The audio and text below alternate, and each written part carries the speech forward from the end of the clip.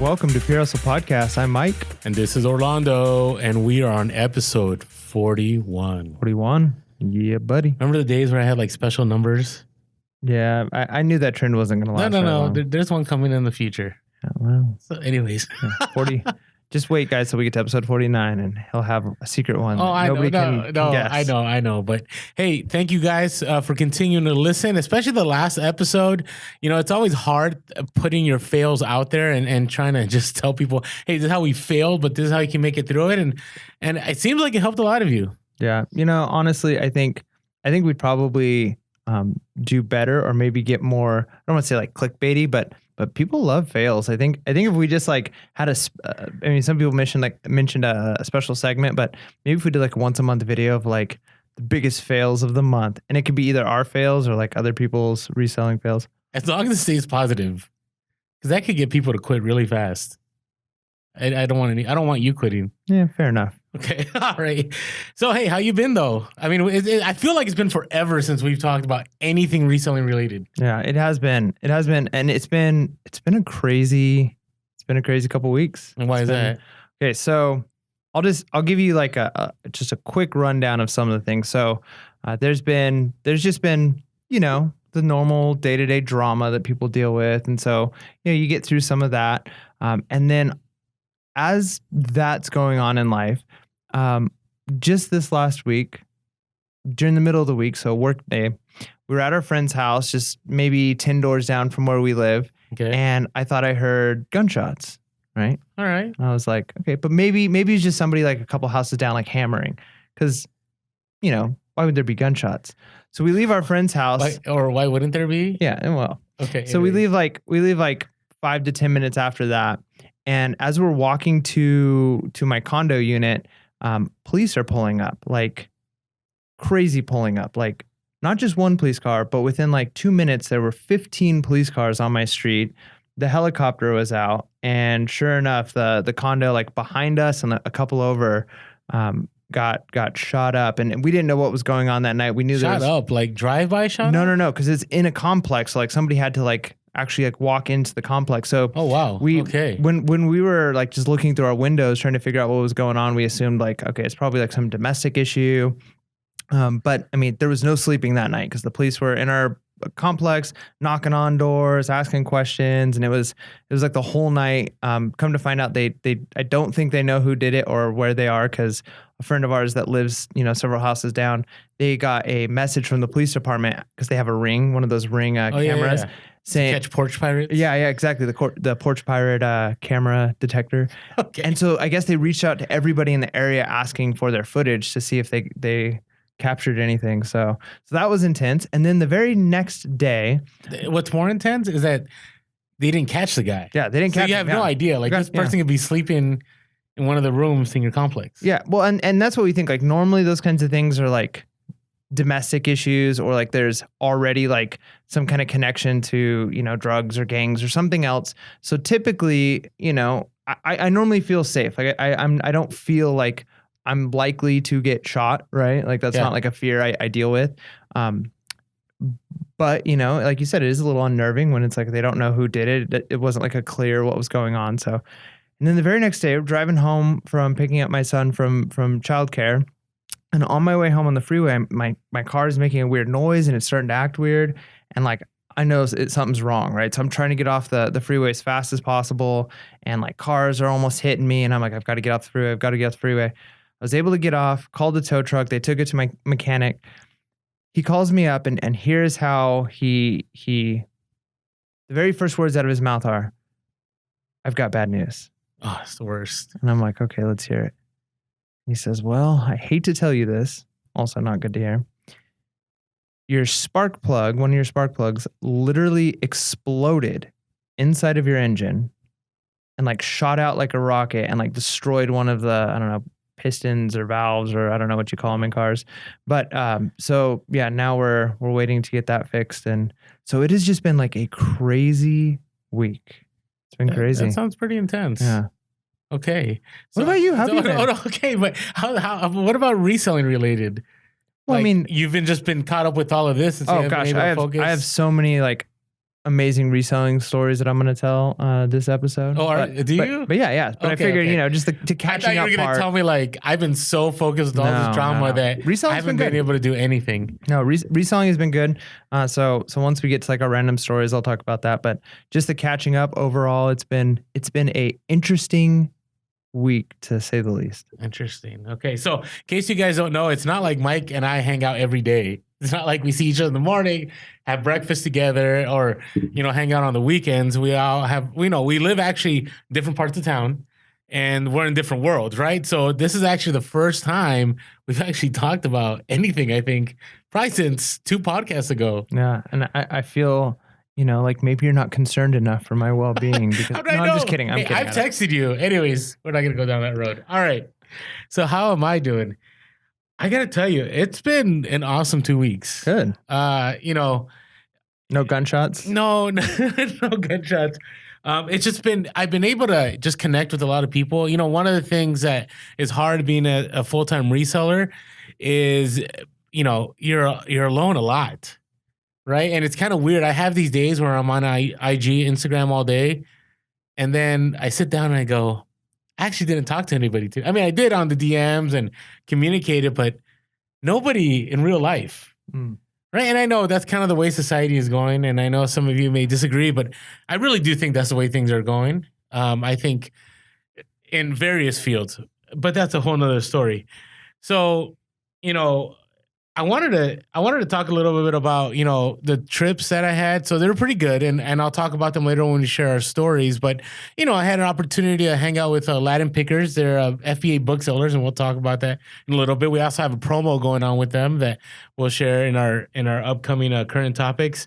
And also I got to, go to LA again with Sell Quick Ship, Quick Thrifty Nomads, hit up a bunch of thrift stores. And it was just really good. And then had some major hauls. So we'll talk about that now. You had challenged me last time that if I didn't have everything listed, that I couldn't do any of this. Nope. I did not challenge that. That is not correct. That is not accurate. You volunteered that. No. I listened to the podcast again to prep for this podcast, and it was something that you had stipulated. I don't know if I ever agreed to it. No. We need to listen to it again. That's wrong. No, you said, I've got this thing. I am not going to go. That was all you. It was 100% okay, you. so if you go back 2 podcasts, 39, that's what you said. Telling you, no, what it was this. It was... You weren't going to go to thrift stores. I was going to go to only one a day. One a day. I remember I just listened to this. I was going to go to one a day, and I was going to ship out everything I had sitting around to Amazon. And that now you threw in that I was going to list everything. Okay, so maybe the accurate part was you were going to ship everything. Okay, so I'll list. No. So you shipped everything. No, you said ship and list. I never agreed to it. You just said it. Okay, but you said ship. I did. So I did. You did ship everything? So I shipped a ton of stuff to Amazon. And sales have been kicking like crazy. I mean, it's been good. And as far as the eBay listing, I got destroyed, but for a good reason. I had 3 major hauls in the last like week and a half. Oh, that's nice. So I'm like behind. I definitely have not had 3 major hauls, maybe 2. Okay. And I'll share the double haul in the hustle of the week, but it's one of those where, people had, it's funny on Instagram, I had somebody say, they saw a picture of me. I posted something about like a reseller road trip, and somebody had commented like, hey, so how are those listings going, Orlando? And I read that, and, I get it. I need to be accountable and I need to get stuff done. But I got to tell you, if you're reselling, like you have to go all in when the getting's good. Because you're going to have those dry seasons that you just can't find stuff. And so if you don't take those opportunities when you can, you're going to regret it later on. I'd rather regret not listing things than regret not having anything to list. Yeah, fair enough. I mean, my wife listened to the podcast a couple of times ago, and she said she agreed with you that having death piles is actually a good problem to have. So that's not saying we advocate major death piles. It's better to have a death pile because it means you have things to list than to have absolutely nothing to list. Unless you have just worked through a death pile. I mean, that's obviously a good thing. But yeah, it's a good thing to have things to list. Now, of course, you can go too far down that Yeah, I know. that spectrum. When you get into hoarding status. Yeah, well, not even just hoarding, but where you just have too much stuff where you, if you're not going to actually list it, it's not going to do you any good. Agreed. And we're going to talk about that in our next podcast about how to stay motivated during the grind, because I really think death piles does not motivate at all. Like, and maybe your personality is different. Maybe death piles, you look at it and you're like money piles, and then you go to work. My experience has been the more stuff I have sitting around, the more I don't want to work. I don't know if that makes sense. Does that make sense? Yeah, sure. You know, you might be becoming right. like me. You might be right. I knew you were going there. I don't know. I just, it's one of those things where, I don't know, I'll talk about these hauls, but it was so, I put in our notes that the Diet Dew is still in effect. And I know a lot of you aren't fans of me drinking this. I get it. But it's my only vice. I mean, outside of, I choose to eat more than I should. But outside of that, I don't know if I'd call Diet Mountain Dew a vice. Now, I would call not some people drinking, would, though. I would consider not drinking enough water a problem. But drinking Diet Mountain Dew in and of itself, I don't think is a problem. Yeah, but at the levels I drink it, I think it's a problem. Yeah, you might be right. Okay, all right, you might be right. All right, so talk to me a little bit, though. Have you made any progress towards this downsizing thing? You had talked about that 2 podcasts ago. Yeah, actually, today we drove down a couple hours to a place that has RVs because we're looking for a specific type of. Wow, that's real deal. Yeah, you're actually looking. No, yeah. See, I thought 2 podcasts ago it was like a dream, but now you're saying we're looking. We stepped inside of one and like planned it all out, and like we're looking at, we looked at a couple of them and found the one we definitely are wanting to get. So now, I mean, the timeline is going to move much quicker than we even anticipated.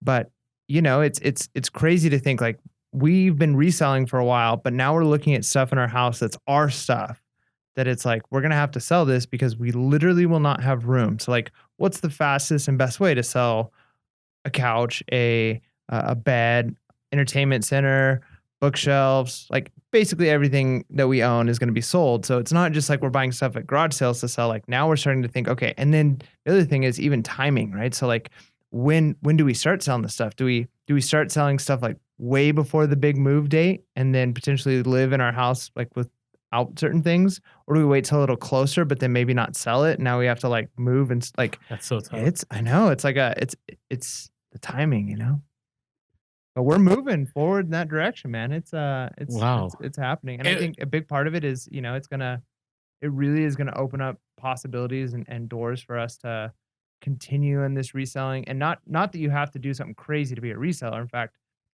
I think that we're doing this because we want to go, like I've talked about, build our empire, really have the opportunity to get debt free 100%, have the opportunity to, just have these things that we couldn't have in San Diego. I mean, buying a house, we've talked about it before, like it's almost impossible. In our current market, I don't know how anybody does it.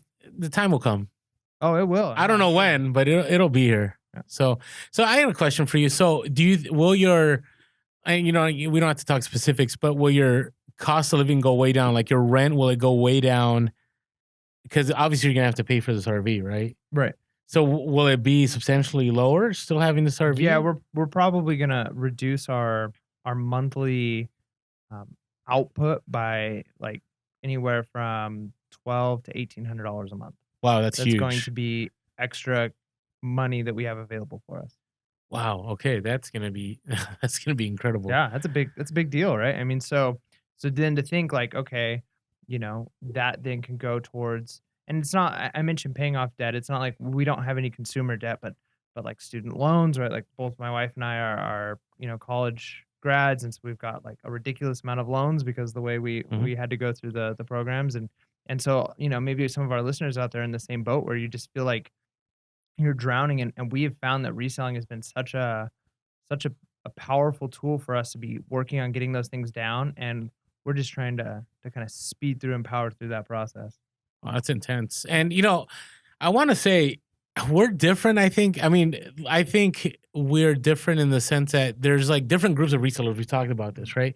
There's some resellers that are about the flashiness, right? Like, let me get my Lambo, let me get my Ferrari, let me show my house and all this.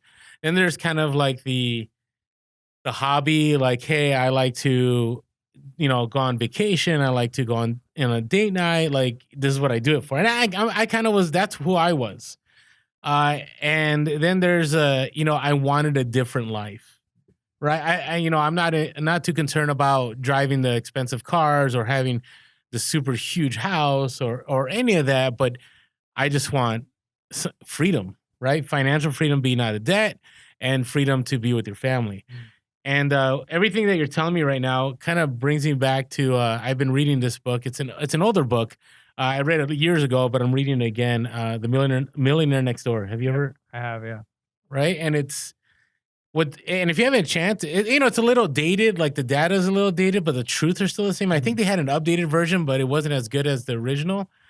But you remember from the book, like how most millionaires live? Yeah, I mean, one of the key concepts. I mean, I'm not trying to steal your thunder, but No, I'm not. I have no thunder here. I'm just sharing what I know. if I remember correctly, like one of the key concepts was oftentimes people who are, I don't want to use the term poor, but people who aren't as wealthy tend to try and live as though they're wealthy, whereas people who are wealthy tend to live as though they're not wealthy. Mhm. And if you could do that, and I think beyond just that, there are other people who have the same idea and concept is wealthy people purchase assets, they don't purchase liabilities. Whereas people who are not as wealthy and they want to kind of feel like they have the wealthy lifestyle, they purchase liabilities instead of purchasing assets.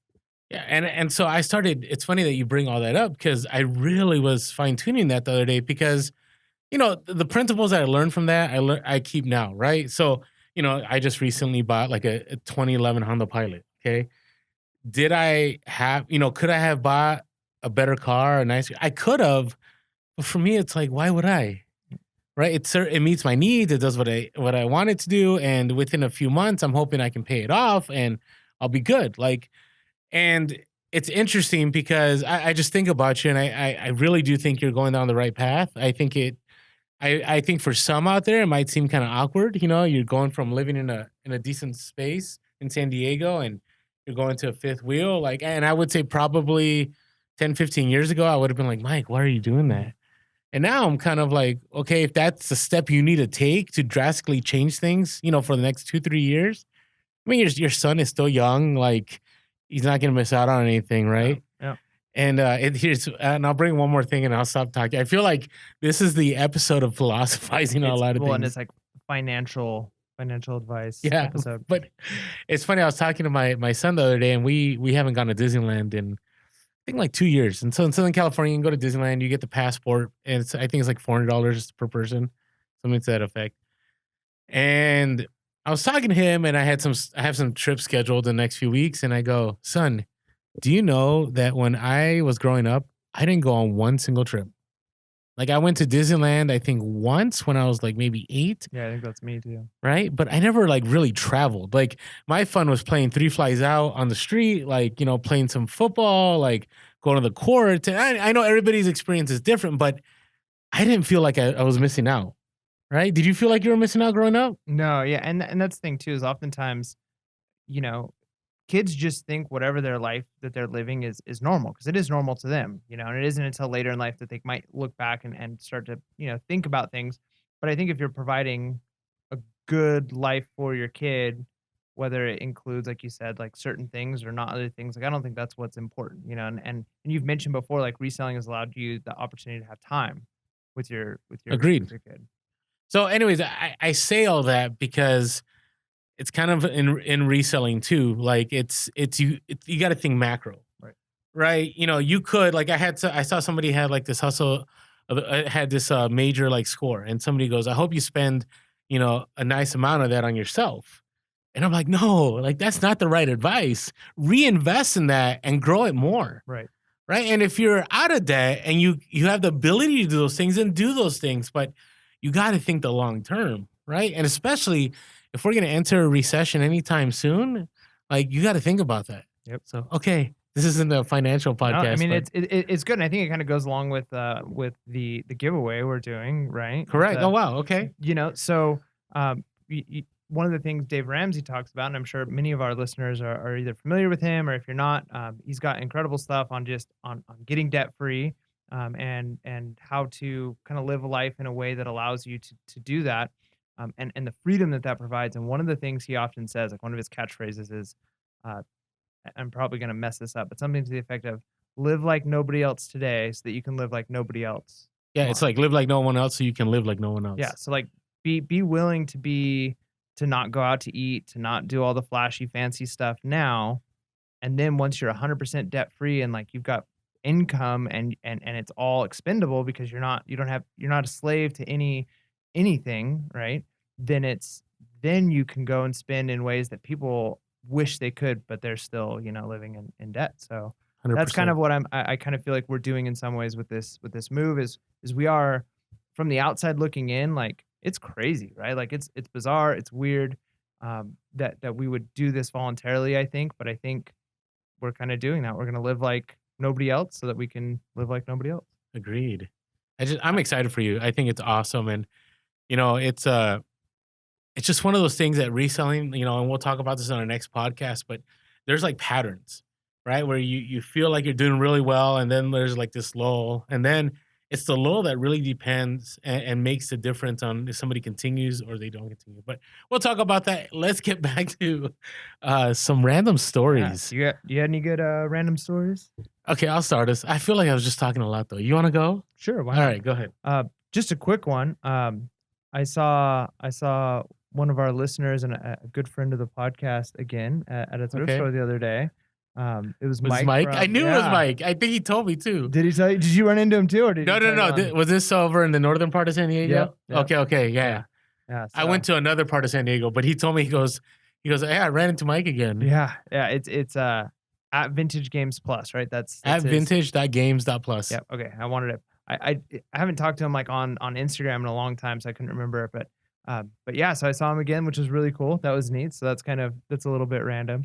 And then okay, here's a cool one. So if you're a listener of the show, if you enjoy listening to the show, you know my number one thing. What's the thing that like I love the most, like hobby wise? Board Board games. games. Okay, Okay. so we're about ready to go to this thrift store in the morning one day, and I'm looking up on garage sale treasure map or whatever it's called. Yard sale treasure Yep. map. And I see one that's not too far from my house, and it says sci-fi collectibles, games, other sci-fi stuff. Right? And I'm like, Okay. okay, going there. Right? Like it could be nothing, but like the fact that they mentioned sci-fi and games, I'm going. As I'm pulling up, I could see stacked in their yard are like board games that I know, like these, like the niche, like really nerdy board games. And I'm like, yes, They're really yes, nerdy. yes. I'm like, The mic label.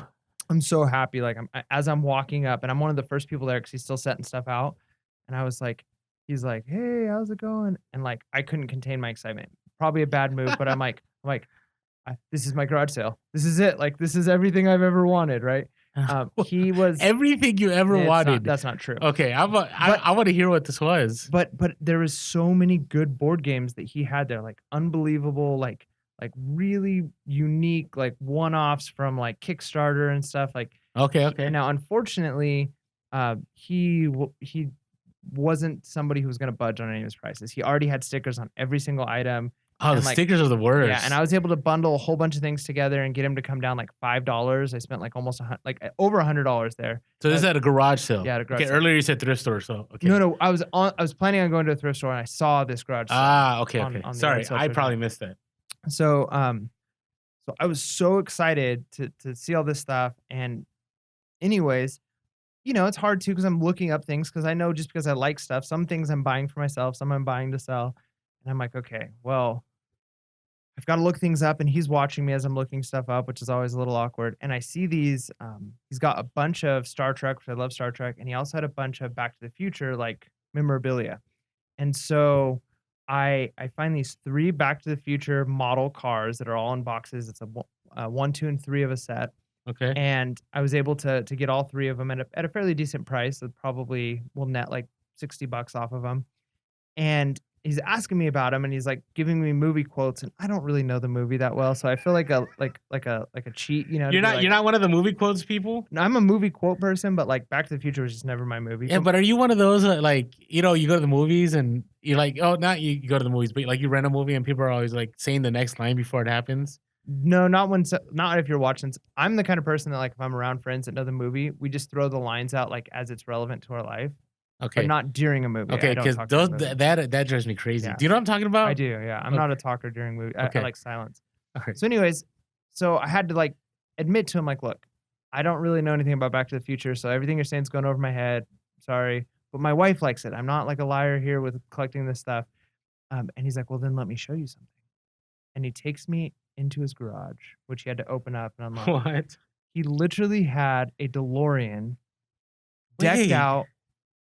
What? Okay. On the inside with he did the whole inside to look like the Back to the Future DeLorean car. Like it was. I took a little quick video. I'm gonna have to put it up on. I wonder if this is the guy Instagram. from Pawn Stars. There was a guy that came into the show Pawn Stars and History Channel that had done that. I mean, I think there's several people that have done that. Yeah.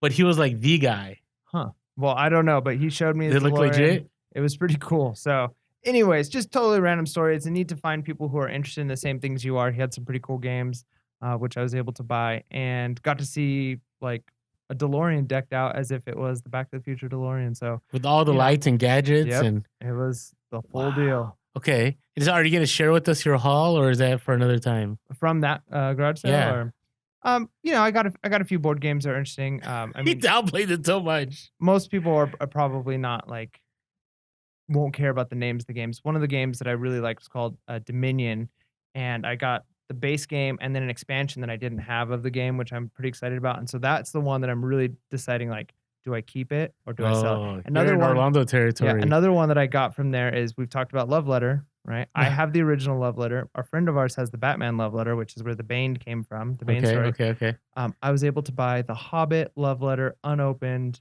for $1. So excited.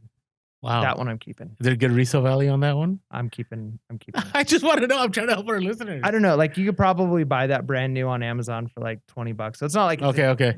It's not like it's a super expensive game, but I got it for $1 unopened. And so now I can get rid of the Love Letter one that's a little, not as me as the Hobbit one will be. That's a story and a half, though. I mean, how often is it like you go home and go, I just got to check out a decked out replica of a DeLorean? Yeah. Oh, the Back to the Future DeLorean, nonetheless. Yeah. And he's like, and the reason I'm selling these 3 DeLorean cars is because when people know that you collect Back to the Future stuff, they get you things. He's like, this is my 4th set of these cars. So, and he's also, I already have 3 of them up in my house. When people he's like, you've already got it displayed. Yeah. Wow. But yeah, it was a fun garage sale, and that was the same day that I ran into Mike from vintage.games.plus. So that was wow. Good. Okay, I don't know if.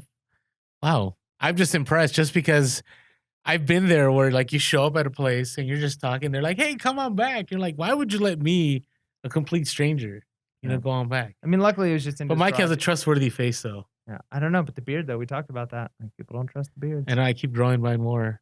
Yeah, it's that time of the year where I'm growing mine out. I can grow it out. I can start growing it out. Mike's gonna beat me. It's only gonna take he's gonna get ahead of me in a month. Yeah, so probably the next, not episode 42 because we'll probably record that pretty soon, but episode 43, I'll probably have quite a bit more going on here. Interesting. Isn't it weird? Aren't we supposed to grow beards for the winter, not the summer? Yeah, but when you're a teacher, you gotta grow the beard for the summer. Okay. Wow, that's a story. What about you? What's your random story? Well, my random story it's awesome, but it's different. So, Christian from Latin Pickers. Okay, so let me get this right. So their IG handle is Latin LATIN _ lowercase PICKERS, Latin Pickers. So they are FBA booksellers, and they're in San Diego. So I knew who they were. Like, I had followed them early on when we opened our Instagram account. And randomly, like one night, I don't know, I was out like driving and I pulled over, to grab some dinner. And I see this DM from Christian from Latin Pickers. He goes, "Hey, we got a bunch of books of Dave Ramsey's The Complete Money Guide, or I got to look it up. But it's a set of Dave Ramsey books, and we would love to give these away." I'm like, "Oh, awesome!" So he had asked me. It's a complete guide to money. So he'd asked me, "Hey, do you want to collab on this? Like, do you want like push on Instagram and be able to help people?" And I go, "Christian, that is an incredible idea." Right? So we were just talking and stuff. And I thought, you know what, Christian, it'd be awesome if we could just like do a couple of video promos and I can check out how you do things at your warehouse and so on. And so he was like, "Yeah, come on over." Right. And I just got to tell you, I was just, it's one of those things where you think you know, but you don't know. Right. So, I've done the KDC scanner thing. I've sold books on Amazon for like 10 years. I haven't sold like huge FBA, but, I was doing FBA when most people didn't know what FBA was, kind of deal. So, it's kind of one of those, we talked about this so many times. The more you do something, the less you feel, and it happened again. So Christian, him and his brother, one of the nicest people. I would say, I honestly, I'll throw it out there. One of the nicest people I ever met, because they just were kind from day one. All right. So it's Christian and Adam, or Christian and Adam. And I come in and it's this warehouse and there's all these Gaylords. You know what Gaylords are? Mm-mm. Okay. So the only time I remember Gaylords is from Meet the Parents, but it's not, it's not a family. It's or a name.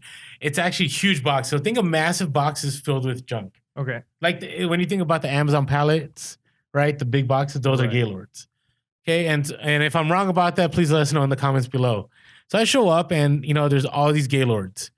And then, I asked him, hey, can you just like show me around, just show me what you do? And so he literally gave me a tour. So they had like this section, and it was in the IG story. So I know a lot of you follow us on Instagram. You saw this. So hopefully I show you a different angle. So we go in and he had like these nicely put together shelves. It looked like a library. And in it, it's all his merchant fulfilled. And then behind him, he had all these Gaylords. And I said, so what do you do with these books? And he said, hey, let me show you. So he goes and he showed me how he scans them. They actually use like one of those real scanners. And he like had sound effects hooked up to his computer. And so, certain sound effects would say Prime if it's supposed to go to FBA. And if it was like an eBay one, it had this like dun, dun, dun, dun, dun, like special music. Huh. We need a soundboard so bad. I'm just joking. So, yes. And then it had like one that was supposed to go like to like children's book sales. It went there. And so, like, that is super impressive. So we started talking about, what's easier for you? Like, what's your bottom line as far as selling, right? And it was just interesting. I didn't know this, but especially with book buyers, like they are better off taking a loss on a book than trying to dispose of a book. I never thought about that, right? Because sometimes you see those people that sell books for like a penny, right, or $1, and there's still profits to be made. That was interesting. So we had talked about that a little bit, and then he had shown me that he also does eBay. So what he does is they get certain sets, like let's say it's like Harry Potter or Captain Underpants or Chronicles of Narnia, whatever it is. Like they keep those books and like they have them organized, and so they do local too. So people, if they're looking for a certain set, or if they sell out on eBay, they just pull those books, put the set together, and ship it off. And I was like, it was pretty awesome. Then they had these bins, these huge bins that they had spray painted different colors. And so they knew which books had to go to FBA, which had to be merchant fulfilled. And then he showed me how they do the prepping process. And that day, they actually had 450 merchant fulfilled orders going out. And I was like, man, maybe I need to try books again. This is next level. And so it's one of those things where we talk about this. Like, you and I are on the podcast and we are legit resellers. Like I do it for a living and you're doing it part-time. But, it happens a lot to influencers where they started reselling and eventually they're more influencers than reseller. Right. Yep. Do you know what I'm saying? Yeah. I'm not saying it's a bad thing. I mean, it'd be awesome if we did the podcast for full-time. I would love that. Yeah. Me too. 4 hours a day and maybe we talk about different topics. It'd be great. But what I meant to say is that, Latin pickers quietly behind the scenes, they're just crushing it. Right. And he showed me like his mannequins in the corner up in the ceiling or whatever. He goes, I used to do eBay and I used to go to thrift stores and I used to do this. And I just found that this was the way to do things. And I was like, it was just impressive because there's so many of you out there that are doing so good. And some of you don't post on Instagram and you're quiet on Twitter and whatever social media, but man, you're just doing a great job. And so I have a lot of respect. I got so much respect for Christian and Adam that day, just from everything. They're welcoming, their hospitality. So their willingness to do this promo with us. Yeah, that's awesome. And so we'll talk about this later, but we know we are giving away, we already did give away. Yep. By the time this podcast drops, we gave away 3, but we're giving away 2 more at the SoCal meetup coming up in a few days, and we'll talk about that. So it was just a great experience. I learned a lot about books, and it was kind of like, maybe I need to get back into books again. I don't know, not with a competition like that out there. Yeah, That's but fierce. but it's like everything. There's so much out there. It's not like retail arbitrage. Like I would say, if you sell books on Amazon, your competition is way less than if you're doing RA. But RA is fun too for some people. So that was kind of my crazy story. Nice. That's good stuff. I like that. I'll have to meet him sometime. Yeah, I feel like you always get to meet people first, and then I know. and then I'm introduced later. Well, I get to travel more. I know, and but hey, I don't know. Summertime is gonna open up some opportunities. We'll have new videos. We got some interviews we're planning on, and eBay Open. eBay Open's gonna be crazy. If you had a chance, early bird I think ends sometime in April. And don't worry if you can't make it. Like obviously we'd love to meet you there, but it's not feasible for everyone, right? So if you're not able to make it to Vegas, we will at Pure Hustle Podcast. Our commitment is to do the best we can to bring you the news, right? Like what's happening at eBay Open? What are the tips that we learned? What are the updates that we're learning? We're going to try and get some interviews while we're there. We'll try and make sure that you feel like you're getting as much of the eBay Open experience as possible, and we're gonna give it to you as much as we can. So if you can't make it, tune in to Pure Hustle Podcast. PHP will be there for you, and we'll you can live vicariously through us, and we will present all of the information to you. Well, hopefully we get all the knowledge. We'll see what happens. Well, we'll try.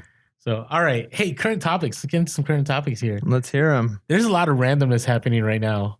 See, the current topic section, for those of you who don't know, is my least prepared part of this podcast because I don't know anything until Orlando tells me, and then we just talk about it. So what's going on in the world? Well, but you got, like I said, though, if you do it part-time, a lot of this is irrelevant to you. You know what I mean? You're just trying to make those sales every week. If you're full-time, some of this will affect your bottom line, so you got to pay attention. So I'll never knock you for not knowing.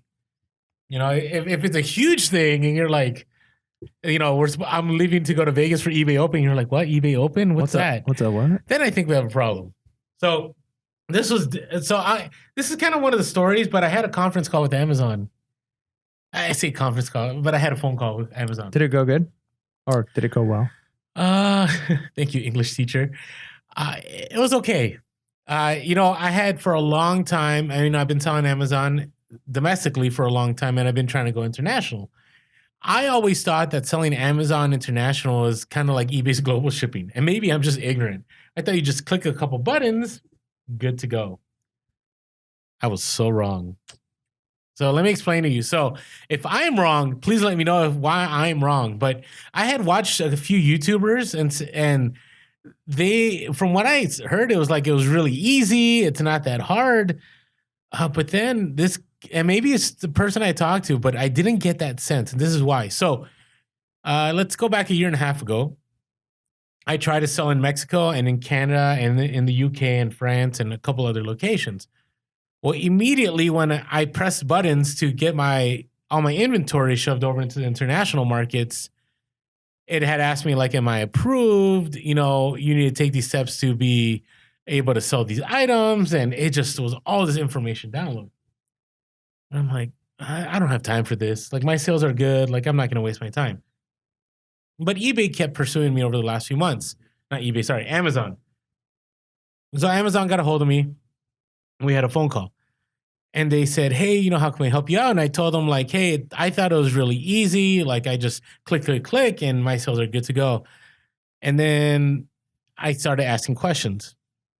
And I go, so when I ship my items for the UK, is it kind of, see, I know I'm not the only ignorant one out here.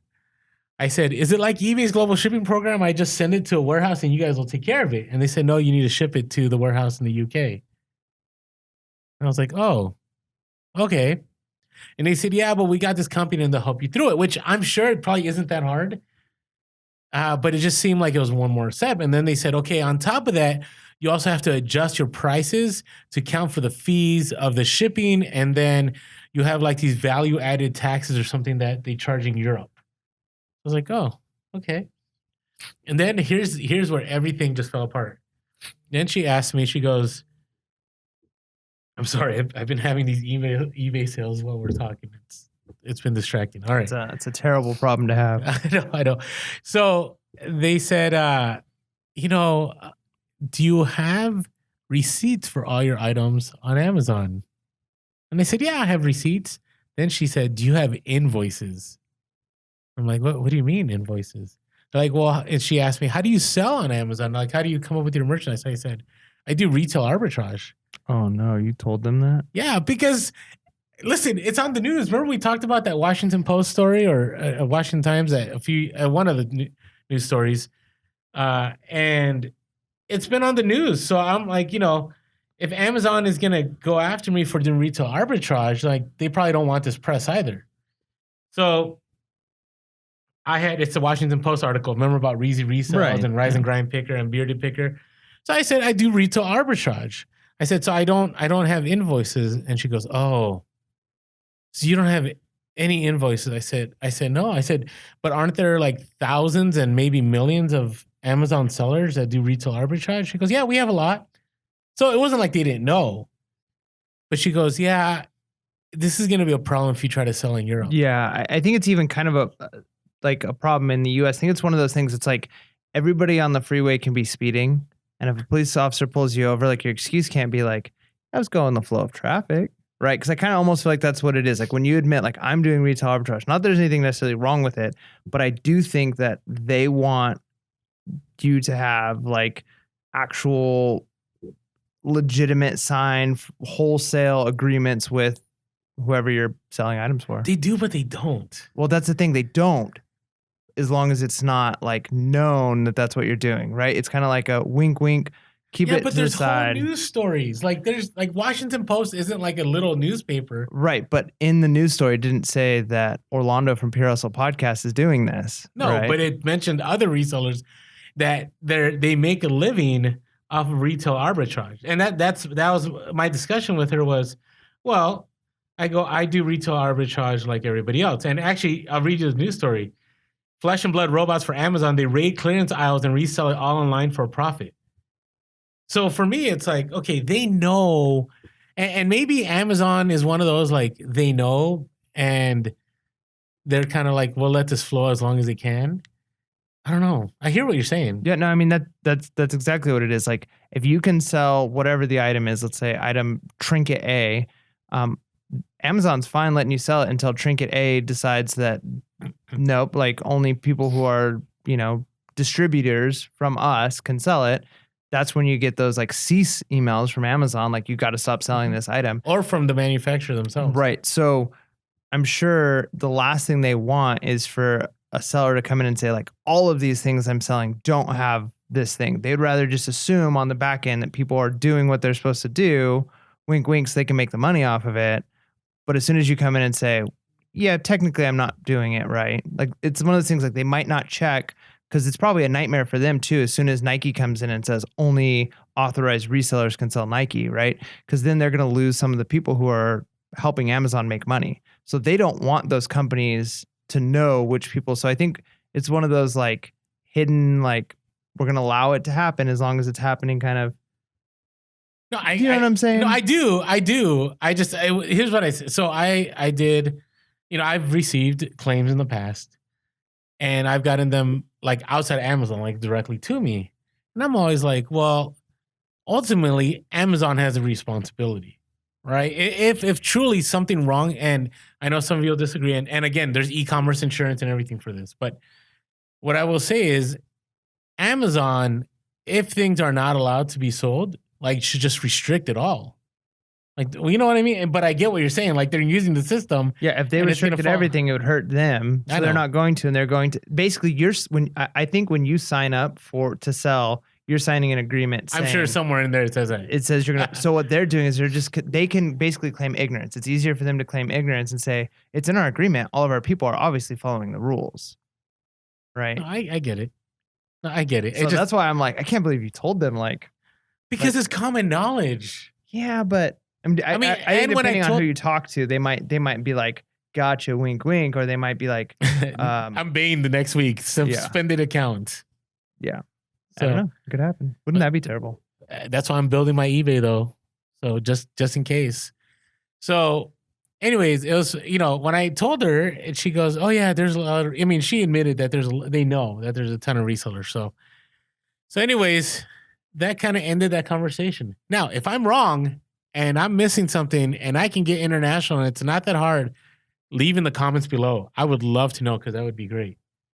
Because I would love to sell. It's like eBay. Like, the more out there I can sell stuff, the more money I'm going to make. I don't want to restrict myself to the States. So, hey, real quick, while we're talking about, YouTube and Instagram. So real quick, if you haven't had a chance yet, please subscribe to us on YouTube. We are Pure Hustle Podcast. Thank you, all of you that are watching. If you're listening, thank you to all of you that are listening. And if you've only been listening, hey, visit us over on YouTube. We'd love to have you as a subscriber. Hit that bell button to get alerts, because sometimes we will drop videos that aren't necessarily on the podcast. And if you listen to a podcast, we would love it if you share our podcast with others. There's so many that randomly find us, but the best is when they find us, through word of share. Yeah. No, honestly, I mean, we have so many of you guys reach out to us, and every time it's like, I don't feel like worthy of it, but like when you guys say things on Instagram, like, we've helped you, we've provided, information that's helped level up your level of reselling, or just that like you enjoy listening to us. We appreciate that so much. The only thing we really ask in return is just tell other people, let other people know, because we'd love to continue reaching more and more of the community. Yeah, because the more that it's shared, the more it's out there. And I know some of you have joined us on YouTube because you got one of those suggested videos, right? And it showed us on there. So the more interaction we have in the comments, the more thumbs up, the more likes on this podcast, the more that'll happen, more people will be able to get the message. And also, if you're not following us on Instagram, there's a lot like this giveaway that we're doing, and info on the SoCal meetup and so on. Like, we drop all this knowledge on Instagram too. So we're Pure Hustle Podcast on Instagram, Pure Hustle Cast on Twitter. We're also on Facebook, Pure Hustle Podcast. And you can always call us 619-738-1170. That's 619-738-1170. Or shoot us an email at purehustlepodcast@gmail.com. And last of all, if you want to say thank you in a monetary way, just a one-time gift or a monthly subscription, not that we're a patron or anything. And again, we never have been fans of that, but we always want to be able to do more. And with more financial resources, we can definitely do more. So if you'd like to just help us out in any way, there's a link below. And you can also find the link on our link tree. And it's a real simple process. Yeah. Thank you. Thank you. All right. So let's talk. Okay. So moving on from the Amazon fail, I thought this was interesting. So do you know that Goodwill now is using software to detect to authenticate items? That's impressive. So it's this thing called Entropy, ENTRUPY. And it's basically like this AI software. I've seen them use it. They'll take a phone to it. They'll put a phone and they'll put over the item, and it'll do the scan and it'll authenticate it. Wow. I wonder what level of accuracy it has. I don't know. I do know. I'll read it to you real quick here. So, developed by a team of technologists and mathematicians, Entropy solution uses machine learning algorithms and computer vision technology to verify items with a 99.1% accuracy rate. The company's ever-growing database includes millions of data points from real and fake goods for 100 years of styles from brands including, I'm sorry, I'm going to mispronounce some of these. Big name brands. You could just say big name brands. Yeah, well, Burberry's in there, Chanel, Coach, Gucci, Hermes, Louis Vuitton, Prada, Saint Laurent, and all those. It's pretty cool. I mean, that's going to be good. I mean, if they can do that, and if more thrift stores do that consistently, and it's not just like a few stores doing it, then that would help us out as resellers potentially, because then you're not buying fakes. But then also it might make them feel. I think it's the other side. Yeah, it might make them feel like they can charge more for items. Well, what they get with this is they also get a certificate of authenticity. Oh wow. So they're trying to get more. Listen, they're trying to get more profit. Yeah. Bottom line. So this is what I'll say about this. It says 99.1%. I've said this from day one, is that sometimes fakes are obvious, but sometimes it's in the eye of the purchaser. It really, really is. I say that I know I'm going to get in trouble for this, but I say it all the time. Like, we've talked about bootlegs, right? Like, people know it's a bootleg, but they don't care. They want that bootleg. People know that something is possibly fake, but if they want it, they'll buy it. I'm not saying sell fake stuff, But what I'm saying is, I think it's great that Goodwill is doing this in the sense for themselves. But we've always said, I don't know how much Louis Vuitton and Chanel and so on have you picked up recently? Well, that's what I mean is those kinds of items you're probably not buying at a thrift store anyways because there's so much fear that there's a good chance it's fake. So I would say probably most resellers aren't picking up that stuff. Now the nice thing is if you are going to pick it up at a thrift store, it's going to come with a certificate of authenticity. So it's not like I think they're you're going to sell it losing anything. online too. I don't think they're going to do it in stores. I think it's so they could push it online. Yeah, well then it probably isn't going to. I know it won't hurt me any because I'm not buying Louis Vuitton purses at thrift stores anyways. So I think you'll see less of it though, which we never do anyways. But does that mean they're going to be putting out fakes on the shelf, knowing that they're fakes? That's an interesting. I'm not going to say that. I don't think that's going to happen. I mean, if they scan it and it's like 100% fake, all right, put that on the shelf, $19.99. Like, do they have a moral obligation at that point to like put a certificate of unauthenticity on the? I guess if it doesn't have one, it is fake. Okay, so I guess we can go. If you go to Goodwill, you can like, how much for the fake Louis? But okay, so let's work this into the positive kind of route. So here's the deal. It's all about knowledge base. I mean, I will tell you, I've never recommended picking up these brands. Now, I'm not going to say that I know what, and I'm a great reseller. Like there are people that sell this nice high-end stuff for a lot of money that are far better than I would ever wish I could be as a reseller. Right? It's definitely selling higher brand items is the way to go because you're going to make more money. Agreed. Also takes a lot of capital. Yeah, I also don't think they're probably getting those items at Goodwill. Agreed. So, anyways, I share all of this with us because we've been on this Goodwill rant probably for a few weeks, or maybe since day one of the podcast. I don't know. It's an up and down relationship. It is an up and down. You can still sponsor us, Goodwill. We're here for you, but we always got to be real. But it's all a knowledge. It's just a knowledge game, and so now why can't a reseller come up with the same technology? You know what I mean? Like, come up with the technology? Yeah, like be innovative. Or no, come on. Well, I don't think Entropy is going to share their secrets. Buy it. You could buy it. But you know what? It's very possible that there's, I don't know. Maybe you could buy it. Unless you're a coder. I mean, if you're somebody who codes that kind of stuff, you're probably not reselling. True. I mean, because I just think of like, okay, even like the FBA scan stuff where you get like the database. Why wouldn't a reseller just make their own? Because there's an insane amount of coding and technology that goes involved with that. And I feel like if you know how to make that stuff, you're selling the product. I get what you're saying. Okay, so find a way to make it feasible to get a hold of that technology. That's what's going to happen. Entropy is going to, and it might not be accessible to resellers anytime soon, but that's probably the future of where we're going. It's going to be an app that you can get on your phone that you pay $29.99 a month, just like you do for different FBA scan tools, and you can scan items and it will give you, within a certain range of possibility of being real. Do you want me to give you the prices right now?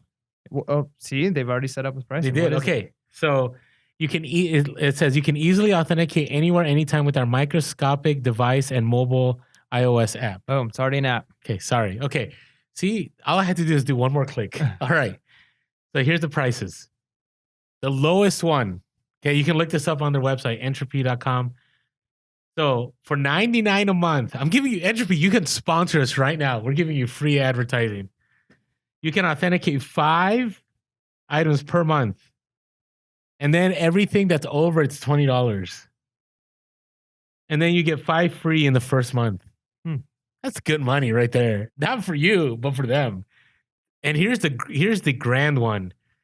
Okay. Oh, but this is okay. So the grand one for $599 a month, you will get 40 per month, and then $15 for every over 40, and then 20 free your first month. Now, if you own like a pawn shop, or if you had like if you were selling high end stuff, like where you were potentially picking up these high end things, and you needed to make sure if that was your bread and butter. I mean, it's probably worth it. That's just the cost of doing business, right? Like you pay close to that in an eBay store right now. If you could make off of 40 authenticated Louis Vuitton something or another, oh yeah, it'd be totally worth it. Okay, but you know what? I'm glad I found that. I wish I found it earlier so it didn't look like I just found it. But it's the same thing I've said forever. Because, I really think on Instagram there's this huge fear like block Goodwill, don't hashtag Goodwill. And I still think you should. I don't think you should hashtag Goodwill. I don't know how much blocking a Goodwill does because there's so many Goodwills and there's so many employees that work at Goodwill that's really hard to block. But the reality is everybody has the same tools, right? We have the same tools if we're willing to pay up for it. So again, it's about being out there. It's about being consistent. It's about having more knowledge. That is ultimately what's going to win this for you. And if it means you don't go to Goodwill anymore, then you don't go to Goodwill anymore. And you apply those skills. It means you don't go to thrift stores anymore. You don't go to thrift stores. That means you still go to those stores. That means you better be ready and understand that it's going to be harder, but you just have to know more than that store. And you have to have maybe even more technology at your grasp when you enter that store. Agreed. Okay. I don't know. I don't want to get into this like, oh, reselling is done. Goodwill. I don't think any of it's done. I think it's still doable. Just going to take a little more. Do you feel inspired? Do I feel inspired? I'm always inspired, man. Okay. I just feel like, I want to get over this mentality because reselling has changed the game for both of us for so long. Despite everything that gets thrown at us, there's always a way. You know what? And that leads me to my quote of the week. Oh, all right. I was wondering at what point in the episode I'd be able to make this in there, but I heard sometime this week, and I think this is perfect for what we're talking about. There's this quote that basically says, we tend to carve our problems in marble and our blessings in sand. Huh. Right. And it's basically this idea of like when things go wrong in life, when there's bad news and there's those are the things that like we make a big deal about and we make it permanent in our lives a lot of times. And then all the good things that we have, we just kind of mark those in sand and they kind of get washed away. So kind of just that mentality of sure, there might be more obstacles coming, but think about all the tools that every single month there's new tools and new opportunities available that are making reselling easier. That's, so yeah. So keep thinking of the positive. I'm definitely not just like a gung-ho positive person for the sake of being positive. I'm probably more of the curmudgeon in this, in our group. It could be true. But at the same time, I do feel like I often have a heart of gratitude for the blessings in my life, but I see that is a tendency to overemphasize the negative and not to focus on the positive. 100%. All right. What else? Are you ready for more good news? Is it actually good, or are you? It depends. Sarcastic. I don't know. We'll just gotta be real. So this is something that came up, and there actually was something that came out 2 years ago. It's sent out by the eBay seller news team. Actually, another major reseller shared this on IG. And it's funny because sometimes eBay shares news through like their blog. Like there isn't a message that gets sent to you. There isn't like official eBay announcement like the seller update. It's just they announce it somewhere and then it becomes like reality. So 2 years ago, let me read this to you. They made this announcement. We have identified a relatively small number of unproductive listings and have begun removing those with 1 or more years of no sales and minimal page views and are refunding any associated listing fees. We value long tail inventory. It is what makes eBay unique and remain committed to helping sellers of all types be successful on our platform. Did you get what that said? Yes, the stuff that's been on for too long with not enough views, they're taking off. But I like the fact that they're funding. Like, I just wonder when they say they're going to return all money, listing fee money, are they including that? Like, what percentage of that listing was part of your store fee for how long? Right? Like, don't know. I don't even know. I can't even get into all that because that would be really tough to figure out. I mean, it wouldn't be tough to figure out. It'd be extremely difficult to figure out. You think so? Yeah, because if let's say you've got a store that allows you to have 500 items and you've got 501 listings, okay? Is that listing that they took down, is that the one that you had to pay 30 cents for, or is that 1/500th of the store cost? Okay, I see what you're saying. Huh. Or do they do an average of those two numbers together? Don't know. Then each item over that. You already lost me like right? 5 like seconds it gets ago. crazy. So, that might actually be a good thing, because I know you're, like you said, even they said they're a fan of long tail. You're more of a slow dime person, but I think it might be a good, even just a wake up call for you if it's like, hey, this item's been on your store for 3 years and it has 3 views and it hasn't sold. Maybe it's time to come down. No, I agree, and I don't know. It's hard because then you could relist it, right? If maybe my wording was wrong, or maybe I could take better pictures, right? That might be the I kick in the agree. butt you need to. The thing that strikes me odd though is like I still sell things that have been in my store for years. Right now, I don't know what this means still. Like I know that now we have this transition that everything's good till canceled. Have you noticed that yet?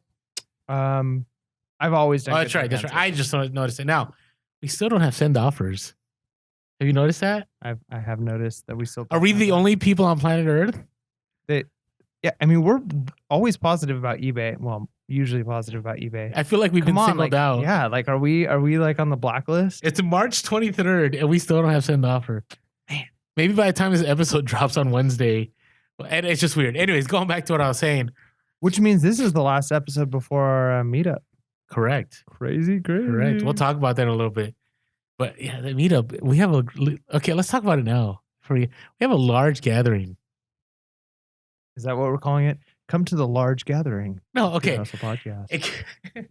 Well, I don't think everybody's there just to see us. I think there's a lot of people they want to see outside of us. No, of course. I mean, I hope you're not coming just to see us. Not that great. We have people flying in. You told me that, and what I really hope you mean by that is people are already going to be in town because they're flying to California for some other reason, and they decided to stop in to the meetup. I'm going to take it as they're flying in for us. Wow. Well, our community is great. I know that's not the only reason, but yeah, the community is great. So I hope that, with as many people that's going to be there, that you have a great time. But man, I put some pressure on us. I feel like because I'm just an average Joe. The same with me. So, hey, this meetup is happening on Saturday, right? Only a few days away, March 30th, 4 to 7 p.m., Santa Ana Red Robin. I did call them and I said, what is the number where we can no longer do this event? And they said, we're good. We'll make it happen. So RSVP, we're not going to lock anybody out. You're all welcome to come. It would be awesome if they had no choice to just shut the restaurant down. Yeah. I don't think it's going to be that big, but it'd be awesome. You're a dreamer, man. I am. You've known me to always be a dreamer. Yeah. Always be a dreamer. So anyways, we do have a lot of people signed up. Thank you all of you that have RSVP'd. If you haven't yet RSVP'd, please do so in the link below or in our link tree on Instagram. Let us know you're coming because it's going to be great. We have some giveaways, right? Yeah, we do. We've got some. What all do we have? We have some shirts. Okay, we got some Pure Hustle podcast shirts that I just ordered, and then we're going to be giving those. We're going to be giving this design away. Actually, I might have two oldies but goodies that we may give away. You had to turn around for that? Okay. So we're giving away a few shirts. Going to give away a couple gift cards from Pure Hustle Podcast. I just let Mike know we are. We're giving away gift cards? We are. What are they too? eBay? It's going to be directly. It's going to have our store names on it too. Oh, no. So anyways. We also, we have West Coast Goods, right? That is going to hook us up with an awesome giveaway prize. We have Latin Pickers that will be giving away 2 Dave Ramsey's complete money guide. We also have I Love Supplies that is going to be there giving away gift packs of poly bags. They have some awesome poly bags that it's just been great. So they're going to be giving those away. And we also have, I'm trying to think, is there anything else I'm missing here? I'm not sure. So hey, if you're hearing this and you wanna get involved in a giveaway, you wanna jump in on this, maybe promote a product or something, let us know. And if it's something we believe that the reselling community can benefit from, then absolutely. Yeah, it'd be awesome. So don't just go for the giveaway. Go there to network with people. But if you're there, do know that we're giving away some things. And for just the good food, because it's Red Robin. That is true. That is true. The bottomless fries. I hope they still have that. And the seasoning. Oh, yeah. I'd love to see that. That's right. So anyways, hey, we'd love to see you there. If you're in the SoCal area, especially, and it's just a quick drive, even if you can only stay for a half hour or hour and just say hi, we'd love to meet you. So, hey, We're gonna announce it a couple more times. Should we bring like camera and stuff and like totally get like some footage there? Do you think our listeners would be okay if we got some? Yeah. Oh, definitely. Some recording. I would love. It'd be awesome. Maybe we could record like part of a podcast there, like a little bit to include in our next update. I don't know about that. Like just a couple of like like. No, we'll go around and talk to people. I think that'd be great. Yeah. Here's the thing. I really feel like the time is gonna fly by. Yeah, it will. It's gonna start at 4, and then we'll network for a little bit, do the giveaways, and next thing you know, it'll be 7, and we're gonna have to cut it short. So, anyways, but hey, love to see you. The more people that come to this too, the more that we're gonna want to do in the fall, because we're technically hoping to do something in the fall, but we just want to see how this first one goes. So hey, be there March 30th, Santa Ana Red Robin, 4 to 7 p.m. SoCal meetup. We have a lot of awesome people that'll be there. We got our friends Sell Quick Ship Quick, Different Nomads, and a bunch of other people will be there too. So, all right. So we were back to good till canceled and stuff being removed. So this is what I'll say. Number one, I wonder if this has already been happening. Like the other day, I went to my totes, and I saw shoes, and I go, I wonder if this isn't the right tote. It was nowhere on my eBay listing. I feel like they'd have to tell you, like they'd have to let you know. Yeah, but there's a lot of people. Like I remember Scavenger Life had an episode podcast ago, like a year ago or something, where a lot of their stuff was missing. Right, and they do long tail too, like really long tail. So I don't know. The other thing is, if you pay for promoted listings, can your listing be stale?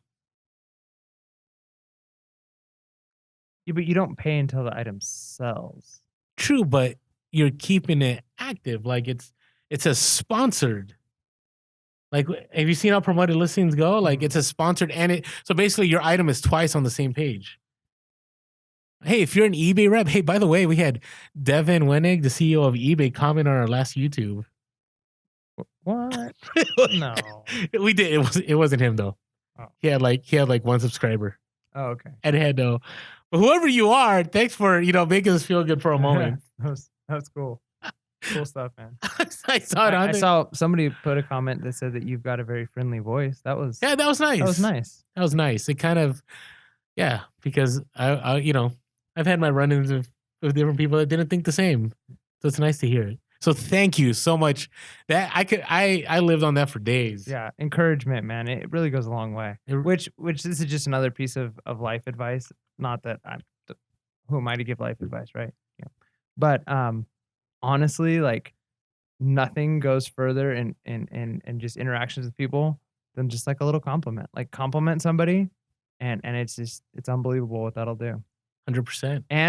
And use their first name. Like, do you remember this book I made you guys read when you were when I was a VP and you're an administrator? I mean, you're a teacher. Which book? How Full Is Your Bucket? I didn't read that one. You didn't read it? No, I wasn't part of the Confessions. No, I didn't have to. I was really? going through the other project. Oh, that's right. Yeah. Okay. So I thought it was a great book. It was all about encouragement, filling other people's buckets. Right? Because in the end, like it's miserable to just be negative. It really is. Yeah. Use somebody's first name, like no joke. Instead of just like, hey, how's it going? Like say their name. People love to hear their name. There's something psychological about it. Like use their name when you're talking to them. Don't do it too much where you're like creepy. And give them just like a little compliment, like, hey, how's it going? Oh, I really like those shoes. And then whatever you were gonna say. Like when you do something like that, or wow, it looks like you really lost some weight, or I don't know, just give some little compliment. Like don't make stuff up. Be genuine. But that's what this book is about. You sure you didn't read it? I didn't read it. I mean, I feel like half that stuff is like so obvious. You don't have to like read books on. But that's why books sell. Because people, books, 99% of them are just like the most obvious thing. I always felt that about like Dr. Phil. What kind of podcast are we doing here? But like, it's just like Dr. Obvious. Like, is the way I've always thought. Like, you know what I mean? Like, it's just like the most obvious advice you can give, and then like people are like, wow, really? But like, I mean, it makes sense though with the fill in your bucket. Like, I get where they're coming from. To me, it was a game changer. It's a short little book. Well, we recommended 2 books on this podcast, and then a quote of the week. I think our podcast is like changing. It's just it's part of our life. Like I think we're realizing that like reselling is bigger than just buy this item, list this item, sell this item. Oh, that I Right? agree Like with. Yeah. reselling is it's a lifestyle, and part of that is the way you interact with other people. Part of it is the way like you network. Part of it is the way there's so much involved, how you manage your finances. So yeah, I think we're gonna be talking about all kinds of crazy stuff, Agreed. All right. So, like the hey, whole the Earth being flat and no, all of no, that. we are not. Okay. Now we're gonna start losing people. All right.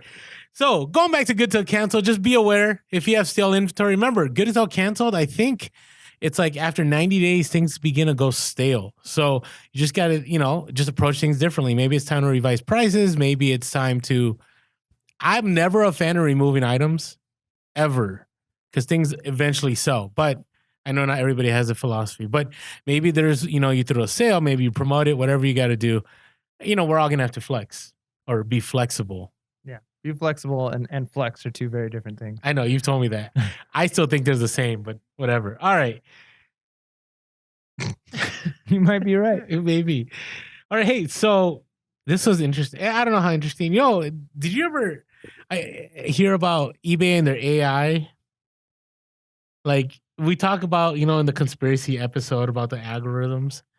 The algorithms. I don't know if I'm saying that. Algorithm. Yeah, it's good. Okay. So, now what's interesting, and we've already known this to be true. It's not like eBay has kept a secret, but we always talked about Cassini and we always talked about, what do they actually use? And actually, this individual actually put it on their news feed. They are the chief architect, VP, eBay, AI, and platforms. Their name is Sanjeev Kataraya. Okay. And basically, they said that they are using AI now more than ever before, which I always believe to be true. But somebody had told me, I think it was Hugo from Sell Quick Ship Quick, that he had talked to an eBay rep at one time, and they basically told him, and Hugo, if I'm wrong, let me know in the comments, that they don't really know what the AI does. It just does this thing. Yeah, I think that the term AI is being used very loosely here. Okay, All right. I definitely think there's algorithms that are trying to figure out, and it's all mathematical. AI though is it's a field that is still very new and developing and changing. So I think what eBay is doing, what a lot of these companies are doing, are definitely algorithms that. Is that Poshmark? I don't think, does Poshmark have a strong algorithm?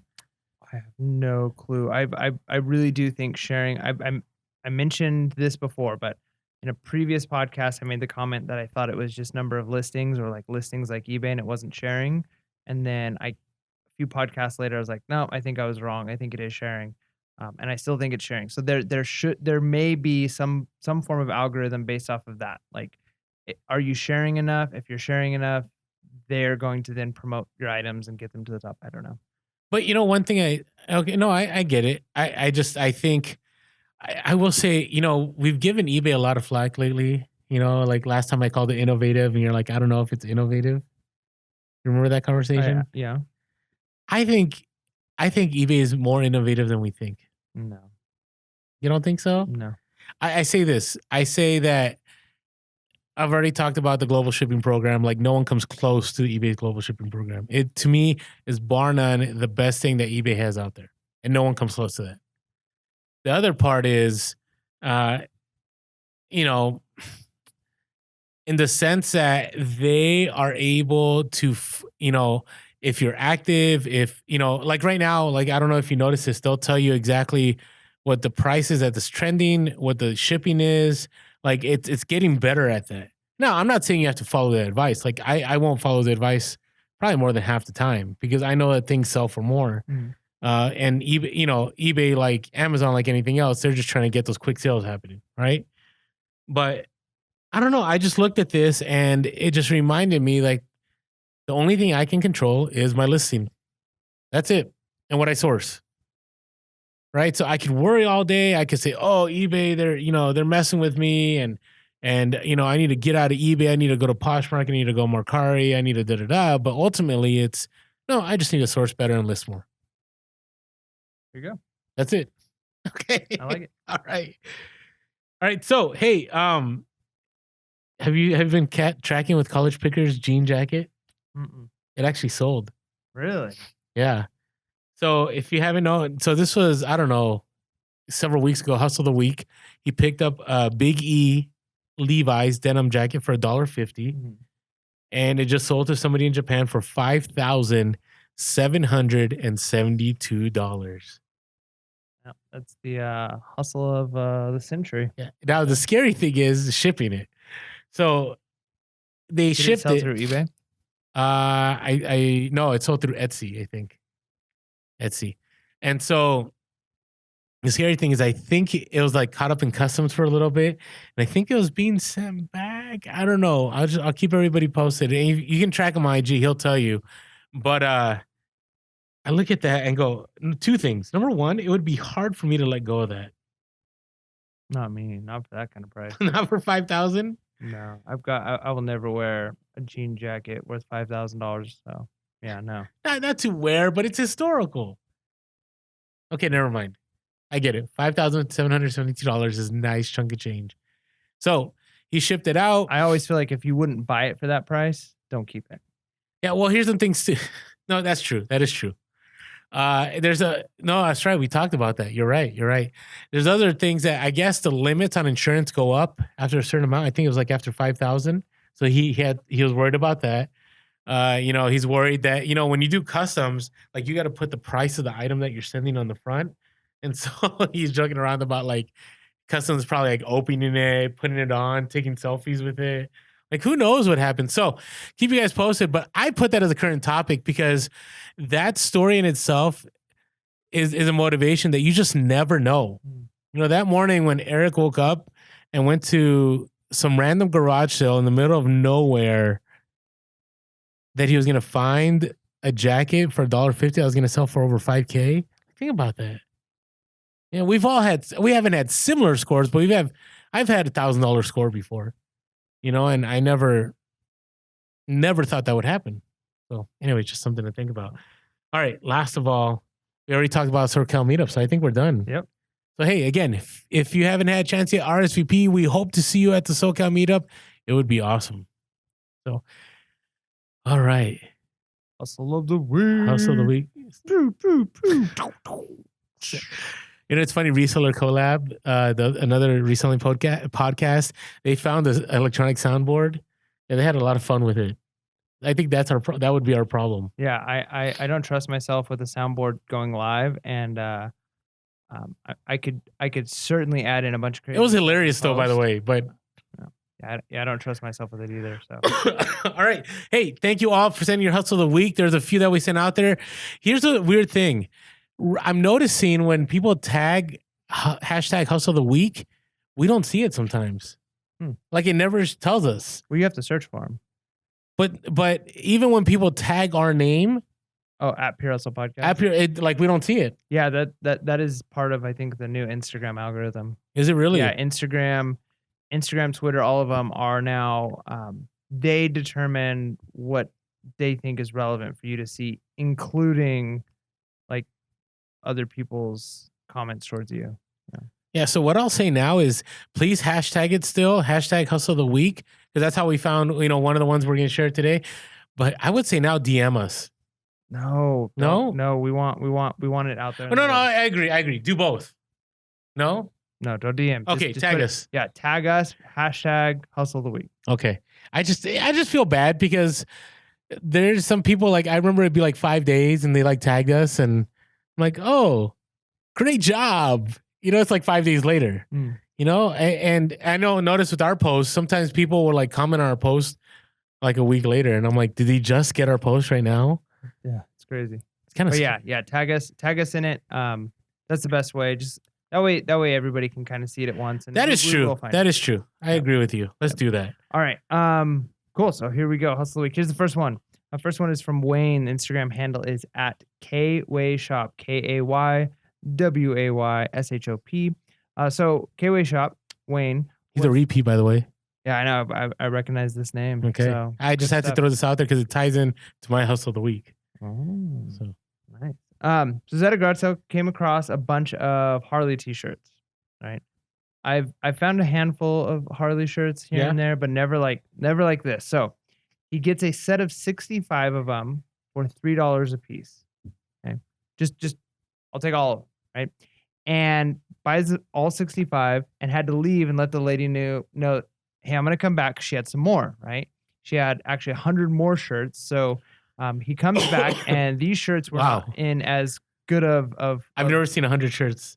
Well, one time. 165. One time. I had a major haul on my first days of reselling, but it's been years. It's 165 shirts.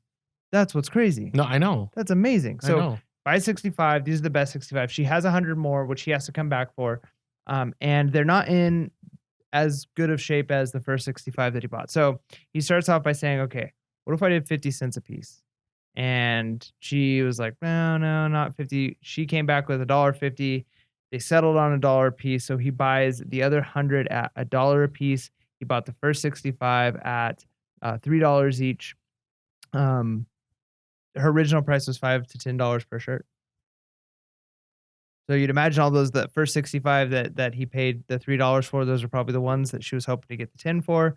So that's a significant price reduction. So that's incredible negotiation there. And I think part of it is just the, I'll take them all, right? Isn't that crazy? Yeah. I mean, I'll take them all.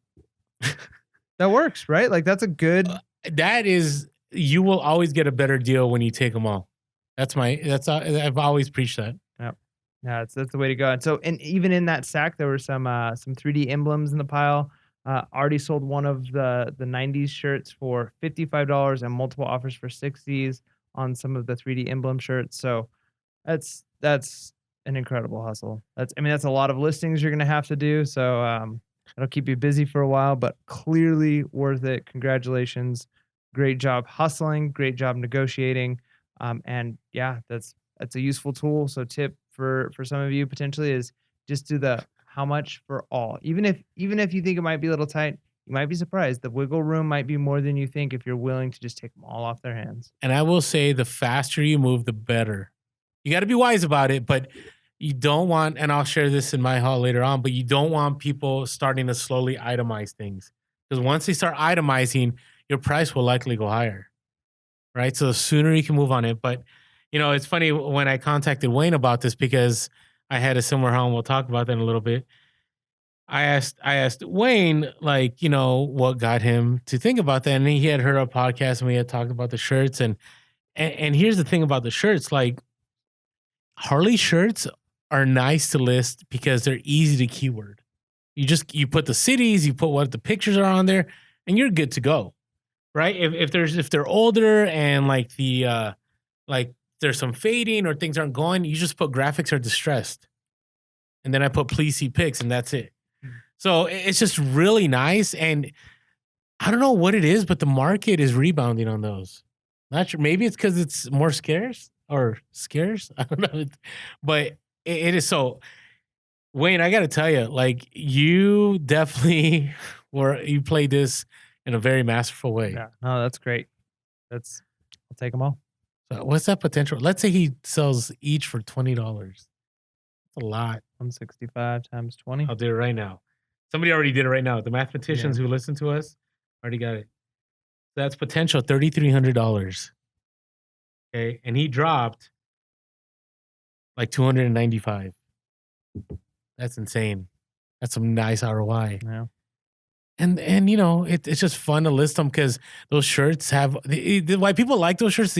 Most of them tell a story, yep. Right? Somewhere they went, an experience they had, and so on. So, great job, Wayne, at Kway Shop on Instagram. You're the man. All right, let me share the next one. So, I wanted to share this one because I'm always a fan of, we share these big ones, but I like sharing like new people or things that like they sold that they're excited about because, you might hear these big ones and you're like, oh, I don't know if I'm ever going to come across something like that. Right. And you will, if you're consistent, it'll eventually happen. Right. You kind of feel like that sometimes, right? Yep. Right. You're like, when's my time coming? It'll be there. So I'm waiting. It'll be there. So this next one is from Jenna. IG handle is Thrifty Kitty Terrahout. So let me spell that out for you. THRIFTYKITTY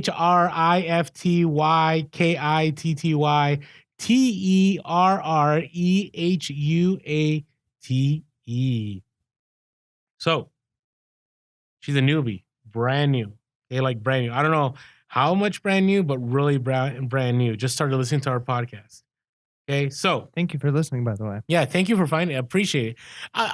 Listen, you guys don't know how much it means to us when you're like, found your podcast, listen to something you guys said somewhere, and I end up scoring, and it just means a lot to us. So keep doing that. Appreciate it.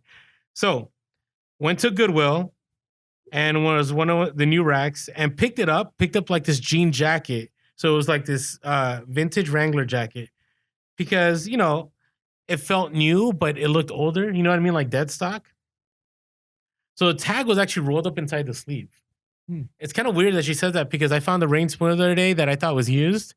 And when I went to list it and when I buttoned it, there's newer tags. Nice. Like score. So it was good. So the tag was rolled up in the sleeve and didn't even realize it until she got home.